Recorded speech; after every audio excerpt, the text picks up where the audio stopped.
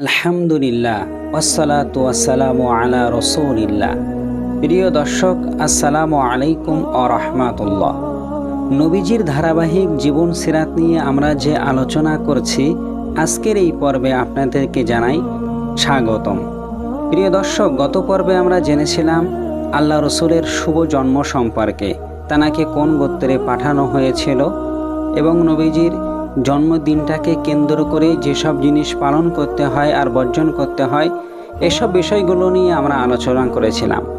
আজকের এই পর্বে আমরা জানার চেষ্টা করব নবীজি সাল্লাল্লাহু আলাইহি ওয়াসাল্লামের দুধ পান, তার শৈশব, হালিমার বাড়িতে তানার বেড়ে ওঠা, এছাড়া আল্লাহ রসুলের যে শখকে সাদর করা হয়, তানার বক্ষ বিদীর্ণ করা হয়, কতবার হয়েছিল, বক্ষ বিদীর্ণ সম্পর্কে কোরআনের কি ইঙ্গিত আছে, এবং আমিনার ইন্তেকাল ও দাদা আব্দুল মুত্তালিবের ইন্তেকাল পর্যন্ত আমরা জানার চেষ্টা করব।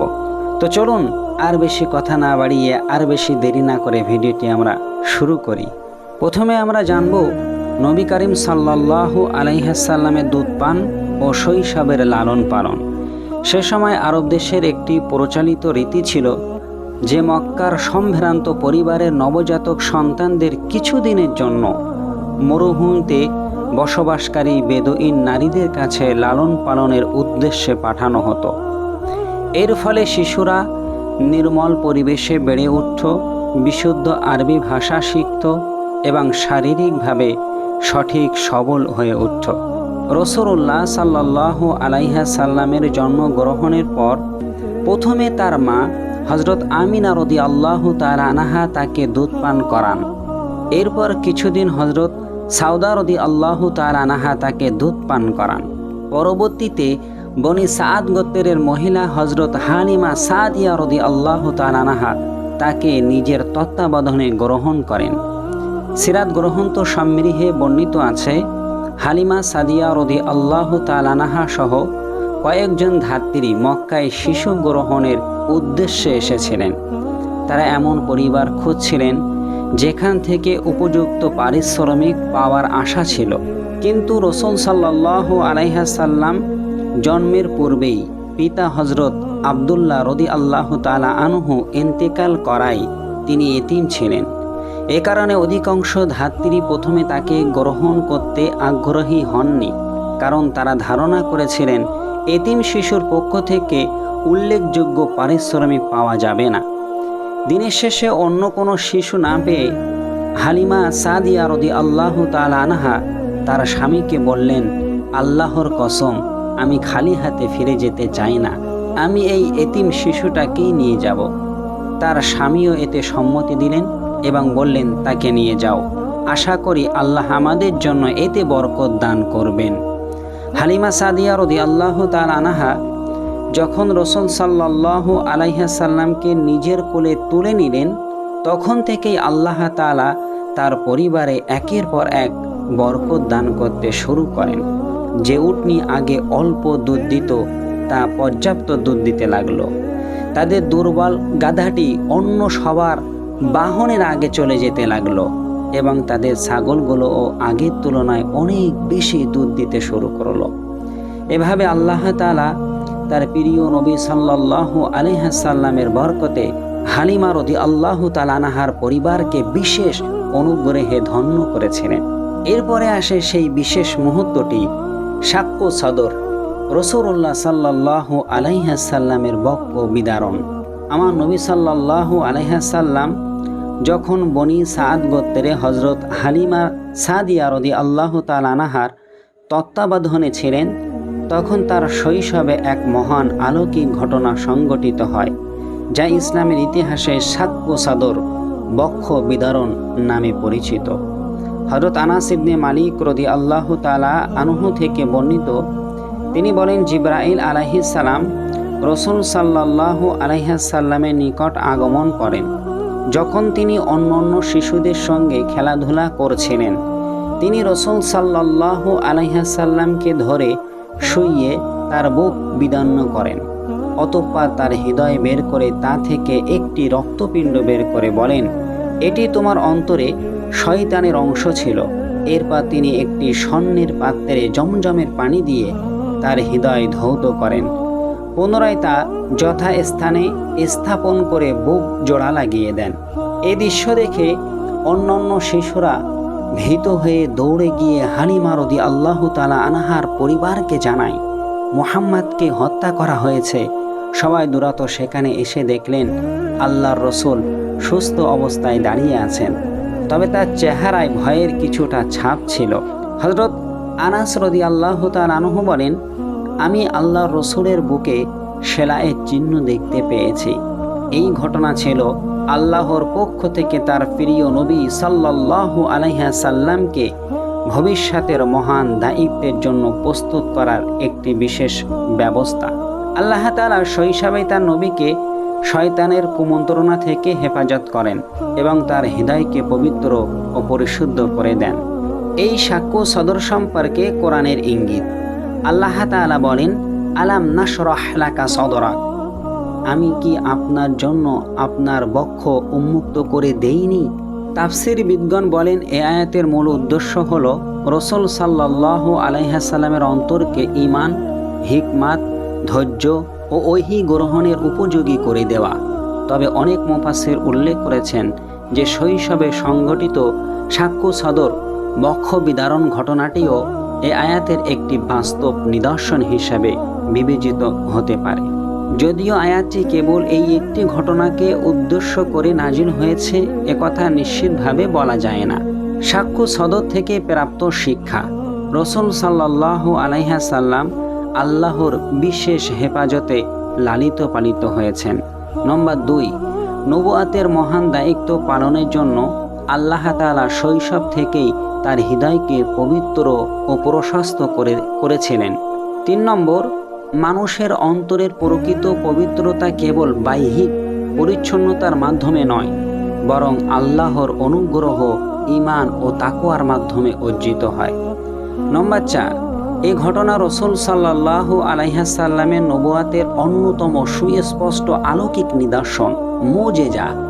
আরও একটি গুরুত্বপূর্ণ তথ্য, সহিহ হাদিসে প্রমাণিত যে সাক্ষ্য সদর কেবল শৈশবে একবারই ঘটেনি। মেয়ারাজের রাত্রেও জিবরাইল আলাইহিস সালাম আল্লাহর রসুলের বক্ষ বিদন্ন করেন, তার হৃদয়কে জমজমের পানি দিয়ে ধৌত করেন এবং ঈমান ও হিকমাতে পূর্ণ করে দেন। এরপর তাকে ঊর্ধ্বলোকে নিয়ে যাওয়া হয়। আল্লাহ রসুলের সর্বমোট এই বক্ষ বিতরণ করার ঘটনা 4 বার সংঘটিত হয়েছিল। তানাকে 4 বার সিনাচাক করা হয়। প্রথমত শৈশবে বনি সাআদ গোত্রে হযরত হালিমা সাদিয়া রাদিয়াল্লাহু তাআলা আনহার কাছে অবস্থানকালে এই সময় জিবরাইল আলাইহিস সালাম আল্লাহ রসুলের বক্ষ বিদন্ন করে তার হৃদয় জমজমের পানি দিয়ে ধৌত করেন। দ্বিতীয়ত, নবুয়াত প্রাপ্তির পূর্বে আল্লাহ তাআলা তাকে মহান দায়িত্ব পালনের জন্য আরও প্রস্তুত করার জন্য এই সাক্ষ্যে সাদর সংগঠিত হয়। তৃতীয়বার, নবুয়াত লাভের পর ওহীর দায়িত্ব আরও দৃঢ়ভাবে বহন করার প্রস্তুতির প্রসঙ্গে। আর চতুর্থবার, মেয়ারাজের রাত্রে আল্লাহর সঙ্গে দিদার করার জন্য তানার এই সিনাচাক করা হয়েছিল। প্রিয় দর্শক, এখন আমরা জানব আম্মাজান আমিনা রাদিয়াল্লাহু তাআলা আনহার ইন্তেকাল সম্পর্কে। হযরত হালিমা সাদিয়া রাদিয়াল্লাহু তাআলা আনহার কাছ থেকে ফিরে আসার পর রাসূলুল্লাহ সাল্লাল্লাহু আলাইহি সাল্লাম তার মা হযরত আমিনা রাদিয়াল্লাহু তাআলা আনহার স্নেহে লালিত পালিত হতে থাকেন। আল্লাহ রসুলের বয়স যখন প্রায় 6 বছর, তখন হযরত আমিনা তাকে সঙ্গে নিয়ে মদিনায় তৎকালীন ইয়াসরিব যান। এ সফরের উদ্দেশ্য ছিল তার স্বামী হযরত আব্দুল্লাহ রাদিয়াল্লাহু তাআলা আনহু এর কবর জিয়ারত করা এবং নিজের বাপের বাড়ির আত্মীয়দের সঙ্গে সাক্ষাৎ করা। তাদের সঙ্গে ছিলেন বিশ্বস্ত খাদেমা উম্মে আইমান রাদিয়াল্লাহু তাআলা আনহা। মদিনায় প্রায় 1 মাস অবস্থানের পর তারা মক্কার উদ্দেশ্যে রওনা হন, কিন্তু পথিমধ্যে আবু অবা নামক স্থানে হযরত আমিনা রাদিয়াল্লাহু তাআলা আনহা অসুস্থ হয়ে পড়েন। সেখানেই তিনি ইন্তেকাল করেন এবং আবু অবাতেই তাকে দাফন করা হয়। এ সময় রাসূলুল্লাহ সাল্লাল্লাহু আলাইহি সাল্লামের বয়স ছিল মাত্র 6 বছর। পিতাকে জন্মের আগেই হারিয়েছিলেন, আর এবার হারালেন তার স্নেহময়ী মাকেও। এত অল্প বয়সেই তিনি পিতা মাতা উভয়ের স্নেহ থেকে বঞ্চিত হলেন। এরপর উম্মে আইমান আল্লাহ রসুলকে মক্কায় নিয়ে আসেন। তার দাদা আব্দুল মুত্তালিব তাকে নিজের তত্ত্বাবধানে গ্রহণ করেন এবং অত্যন্ত স্নেহ মমতার সঙ্গে লালন পালন করতে থাকেন। এই ঘটনা থেকে অর্জিত শিক্ষা, এতিম অবস্থায় শৈশব অতিবাহিত করার মাধ্যমে আল্লাহ তাআলা তার প্রিয় নবী সাল্লাল্লাহু আলাইহি সাল্লামকে মানব জীবনে দুঃখ, কষ্ট, অসহায়ত্ব ও এতিমের অনুভূতি গভীরভাবে উপলব্ধি করার সুযোগ দিয়েছিলেন। পরবর্তীকালে তার জীবন ও শিক্ষায় এতিমের প্রতি যে অসাধারণ মমতা ও দয়া প্রকাশ পেয়েছে, তার পেছনে এই শৈশবের অভিজ্ঞতারও বিশেষ প্রভাব ছিল। এরপরে তার দাদা আব্দুল মুত্তালিবও ইন্তেকাল করেন। মা আমিনার ইন্তেকালের পর আল্লাহ রসুলকে তার দাদা আব্দুল মুত্তালিব নিজের তত্ত্বাবধানে গ্রহণ করেন। তিনি নাতিকে অত্যন্ত স্নেহ ও ভালোবাসা দিতেন। কুরাইশদের নেতা হিসাবে তার ছিল বিশেষ মর্যাদা, কিন্তু রাসূলুল্লাহ সাল্লাল্লাহু আলাইহি সাল্লামের প্রতি তার ভালোবাসা ছিল অন্য সব নাতি নাতনির তুলনায় ব্যতিক্রম। সিরাত গ্রন্থ সমৃদ্ধে বর্ণিত আছে, কাবা শরীফের ছায়ায় আব্দুল মুত্তালিবের জন্য একটি বিশেষ আসন বেছানো থাকত। তার সন্তানরাও সেই আসনে বসার সাহস করতেন না, কিন্তু ছোট্ট মুহাম্মদ এসে নির্দ্বিধায় সেই আসনে বসে পড়তেন। কেউ তাকে সরিয়ে দিতে চাইলে আব্দুল মুত্তালিব বলতেন, আমার এই সন্তানকে ছেড়ে দাও। আল্লাহর কসম, এর এক মহান মর্যাদা ও ভবিষ্যৎ রয়েছে। এরপর তিনি নাতিকে নিজের পাশে বসাতেন এবং স্নেহ ভরে তার মাথায় হাত বুলিয়ে দিতেন। প্রায় 2 বছর দাদার স্নেহে প্রতিপালিত হওয়ার পর আল্লাহ রসুলের বয়স যখন প্রায় 8 বছর, তখন আব্দুল মুত্তালিব ইন্তেকাল করেন। মৃত্যুর পূর্বে তিনি তার পুত্র আবু তালিবকে বিশেষভাবে নির্দেশ দিয়ে যান যেন তিনি মুহাম্মদ সাল্লাল্লাহু আলাইহি সাল্লামের দেখাশোনা করেন এবং তার প্রতি সর্বোচ্চ যত্নশীল থাকেন। দাদার ইন্তেকালের পর আল্লাহ রসুল আবারও এক গভীর শোকের সম্মুখীন হন। শৈশবে তিনি পিতা, মাতা এবং দাদার স্নেহ থেকে বঞ্চিত হলেন। এরপর তার চাচা আবু তালিব তাকে নিজের সন্তানের মতো লালন পালন করতে থাকেন। দারিদ্র থাকা সত্ত্বেও আবু তালিব কখনোই আল্লাহ রসুল সাল্লাল্লাহু আলাইহি সাল্লামের যত্ন ও ভালোবাসায় কোনো ত্রুটি করেননি। প্রিয় দর্শক, আজ আমরা জেনেছি আল্লাহ রসুলের শৈশব, তানার বেড়ে ওঠা, তানার সাক্কে সদর সম্পর্কে, আম্মাজান আমিনা ও দাদা আব্দুল মুত্তালিবের ইন্তেকাল পর্যন্ত। আমাদের এই আলোচনা ধারাবাহিক চলতেই থাকবে। ইনশাল্লাহ আগামীতে আমরা আলোচনা করব আবু তালিবের তত্ত্বাবধানে আল্লাহ রসুলের বেড়ে ওঠা এবং তার পরের ধারাবাহিক আলোচনাগুলো ইনশাল্লাহ আমরা করব। আর এই আলোচনাগুলো পাওয়ার জন্য অবশ্যই যারা নতুন দেখছেন চ্যানেলটি সাবস্ক্রাইব করে রাখুন।